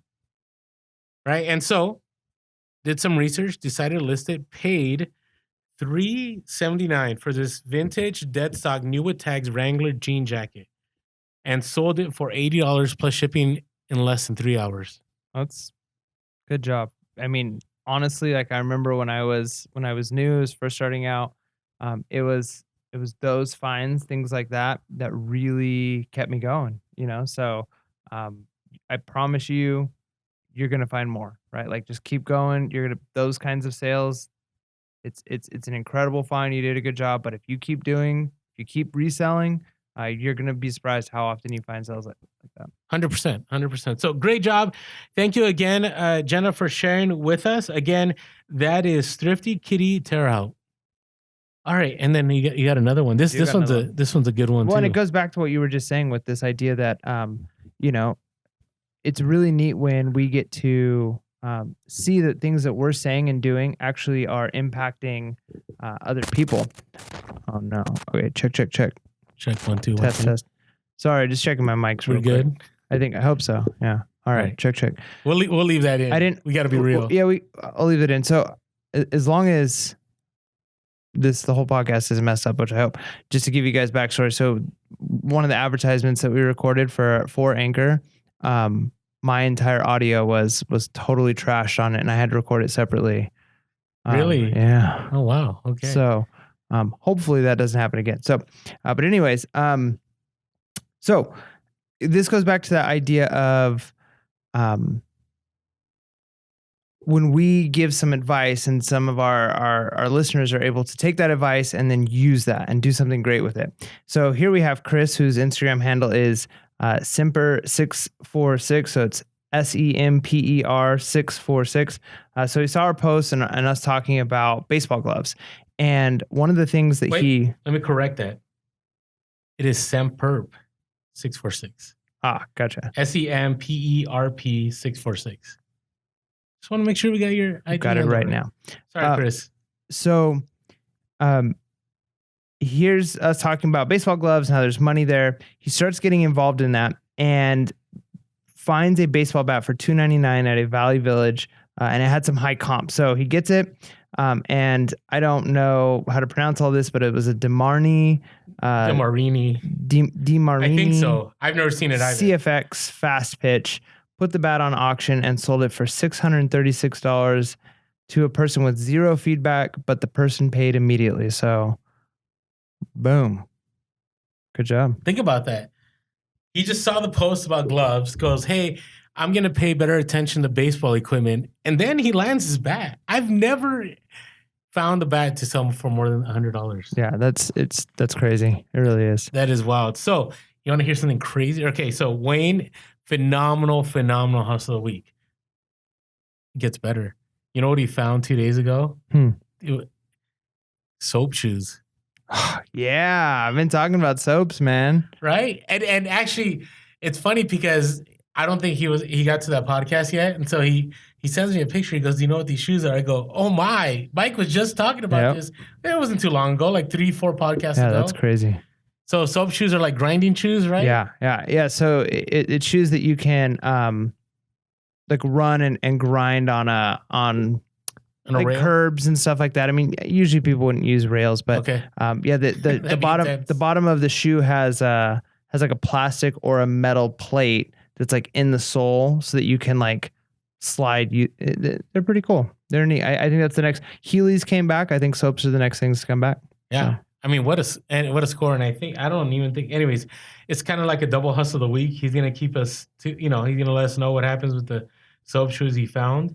But, again, just being out there and just being consistent is what gets you those scores. Yep. He only paid $12 for those soaps, by the way. $12. Nice. What did they sell for? Not yet. Oh, what? Those? He has to do more research. But I'm thinking it's at the least 150. That's crazy. At the most, they are like clean, like nubs on nubs too. Nice. Like never worn. So, anyways, hey, thank you all of you for sharing your hustle of the week. Wayne, Jenna, and Chris. IG handles K-Way Shop with the Harley shirts, Thrifty Kitty Terrorhout with the Dead Sock New with Tags Wrangler jean jacket, and Semperp SEMPERP 646 for sharing us your baseball score. Thank you, Chris. So cool. Thank you. All right. I want to hear your hustle of the week. You want to hear my hustle of the week? You go first. Ooh, all right. This one's kind of cool. So, it's been really neat. I've gone to a couple of garage sales on my own recently, but most of what I've been doing has been with my wife and my son. We've been going to thrift stores together, and my wife is really into, getting into different brands to purchase, and she kind of had a checklist of two things that she wanted to happen as a reseller.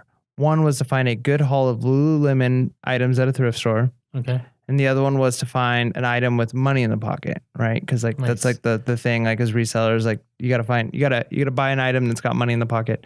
That hasn't happened yet, but we were able to find at a thrift store 10 Lululemon pieces. Nice. So that was really exciting, right? So to be able to get Is there those, good money on Lululemon? yeah. I hear people is. going back and forth, like the market's dropped, and some people are like, no, it's still alive.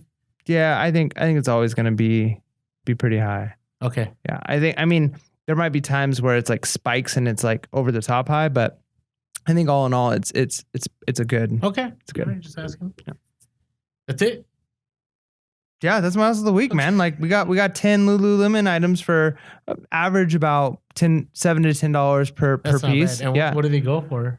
30 to 50. Okay. So that's definitely it's nice when you can find things together. Yeah. You know what I mean? That's awesome. Was it all in the same rack?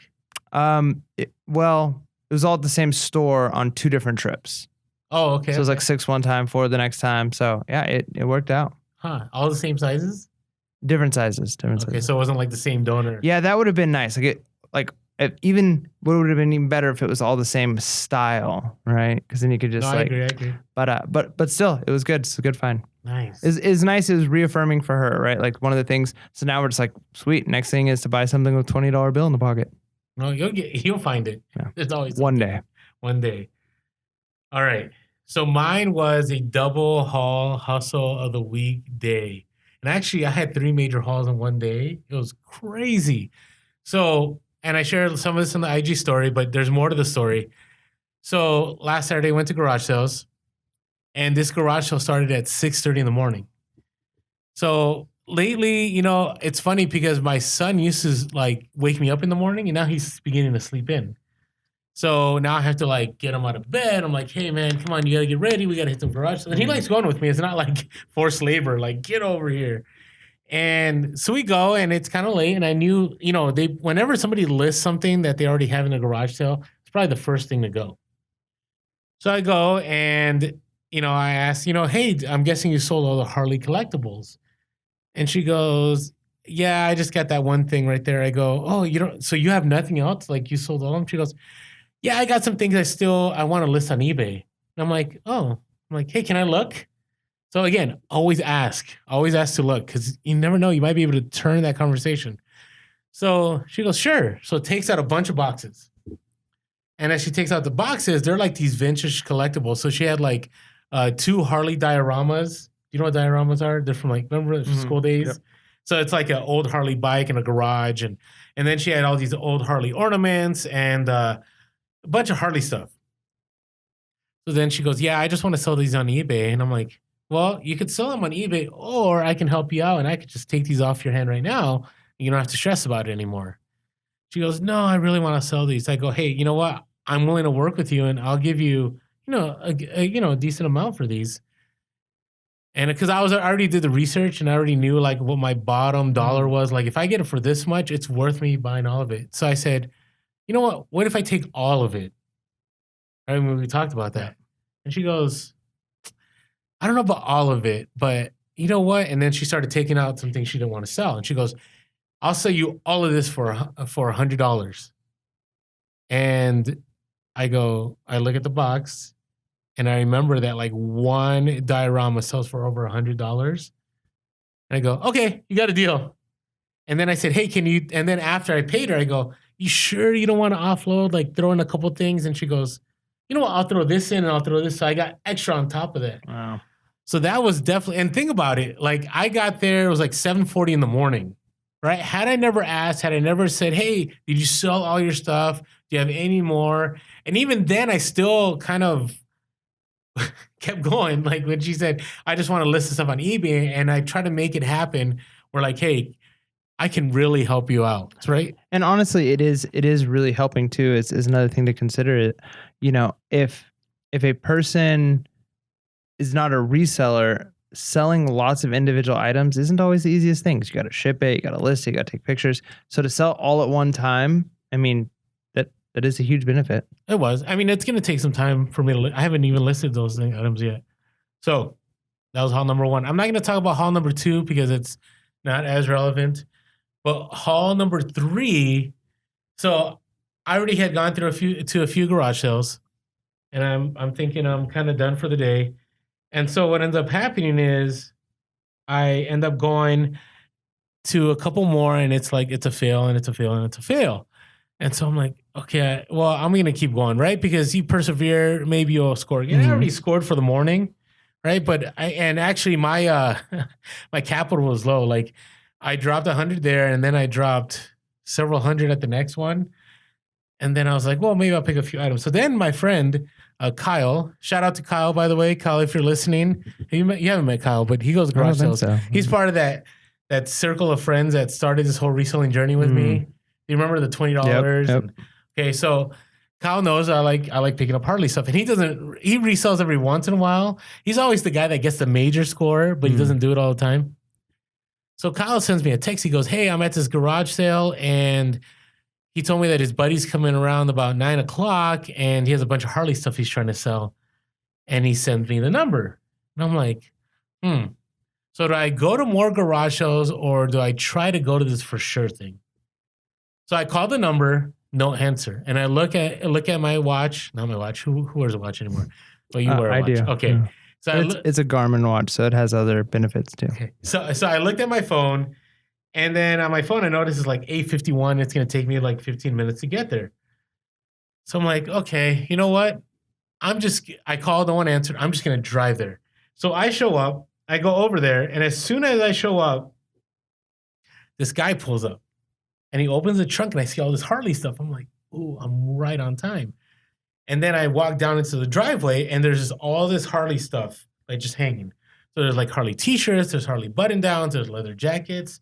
I'm like, I'm looking around. It's just me, this guy, and the guy running the garage sale. I'm like, this is perfect, right? No one's around. So I look at all, and now the math starts going in my head. Like, what if I offer money for all of it? So I'm quickly going, okay, if I sold that at the base minimum of 20, 20, 20, 20, 20, 20, I'm trying to do the math in my head.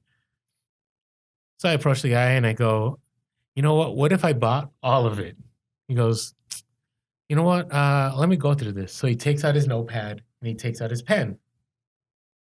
He's going through it. I'm like, oh. He's actually itemizing every single one.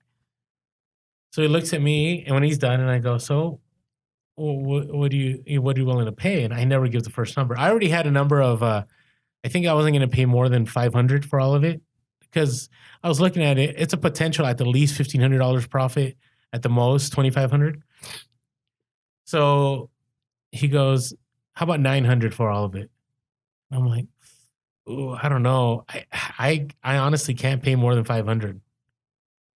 I should have said more. And then he goes, you know what? What about $700? Right? Because I know what he's doing. He's also haggling too. And we're talking about like 5 Harley leather jackets. Okay, so I just saw like 2 of those. I'm gonna be in the black already. right? And then we're talking about 40 plus t-shirts. We're talking about 10 button-down shirts. We're talking about 4 or 5 pairs of Harley boots. We're talking about Harley hat. We're talking about Harley clock. We're talking about patches. I mean, huge amount of stuff. So then I go, well, what about 600? And he counters back. He goes, I think 675 is good. And I'm like, what about 650? He goes, nope, 675. So I'm like, oh, okay. Do I want, I should have said yes, but there's something, I just couldn't do it. So then I go back and I go, what if we take this out? So another strategy I use is whenever I have a huge bundle, I try to take out the one that will be the most priciest, and I try to drop the price way low. Does that make sense? So then, it recalculates. So I took out this and I took out this, and then I go, what if I take out these things? What would you do? And he goes, yeah, I really don't want you taking things out. I'm like, yeah, but I really, there's only so much I can do. And he goes, what about, this is going to be crazy. He goes, what about 550 for all of it? What? What is it? How does that even work? So part of me, this is an older gentleman. I almost, okay. So that's, woo. I know. Trust me. I know. So he was an older gentleman. So part of me was like, okay, was something missed? Like, so I said, 550 for all of it? He goes, yeah, 550. I go, $550 for all of it. I just wanted to make sure, because what had to happen, I had to go to the bank still again. And I didn't want to come back. And he goes, 550? I never told you 550, right? So he goes, yeah, 550. I'm like, okay, sure. And so I run to the bank. I take my cash out. I come back. I'm like, do you want me to count it here? And, the guy's like, no, he just give it to me. I'll count it. So I give it to him. He counts 550. He goes, all right. Puts it in his pocket, goes to his car, starts the car, and leaves. That's there you go. And so I ended up picking up all that merchandise, and it's a mega Harley score. So I had 2 Harley scores that morning for my hustle of the week. That's impressive. That's really nice. That's I've yet to find anything. I mean, I've found a handful of Harley things, but never like a full, which is bizarre because there's collectors, but it seems like collectors usually don't want to get rid of their stuff. So, well, this individual, there was some family and life situation that he just was kind of done with Harley, so he wanted to offload it, right? But it's funny because people always go like, oh, you try to take advantage of someone. I'm like, no, like I was very clear. I put it all out there, and I think he just wanted to get rid of it, and he knew that if I couldn't get it for, around 500, that I probably would have walked away. And then it's already almost 10 o'clock in the morning. Like, is he really going to be able to sell it all that day? Yeah. And especially because he made that comment, I don't want you taking stuff out. Like, I think he was realizing that it kind of goes with that mindset of, if you don't know you have something, you don't miss it. But as soon as it's offered to you, right now in your mind, you've already got it. So the fact that it's like everything's gone, I don't have to bring anything home. I don't have to try and sell anything again. This isn't going to be hours and hours and hours of my life. Now you've offered him that, right? When you said, I'll take it all. So then when you say like, well, I'll take this out. Now all of a sudden he doesn't have that anymore. Now he still has stuff he has to take home or try and sell. And so then it's like, fine, I'll go to the price you want to go to. I just need it all gone. Because I don't want to lose the proposition you've given me of, you don't have to do anything else. It's all taken care of. Yeah, it was crazy. And I wonder if that just works like a regular garage sale. Could you just walk up to a garage sale and just look and say, how much for everything? No, people do that. They'll actually contact people like on Craigslist and right away just say, how much for all of it before the garage sale ever happens. There's people that do that. I'm not a sight unseen kind of guy, but I knew that morning, like I had to buy all of it before anybody showed up. Because people showed up later and people were actually like picking up some of the stuff. And I'm like, actually, that's all sold for. So I already bought that. Thank you. Thanks. Appreciate it. So again, that morning, and by the way, that morning I was really sick. Like I should have stayed in bed, but it was totally worth my time. So, all right. Oh, good stuff. All right. So Bolos. Bolo. What do you got for your Bolo? Have you heard of Allbirds shoes?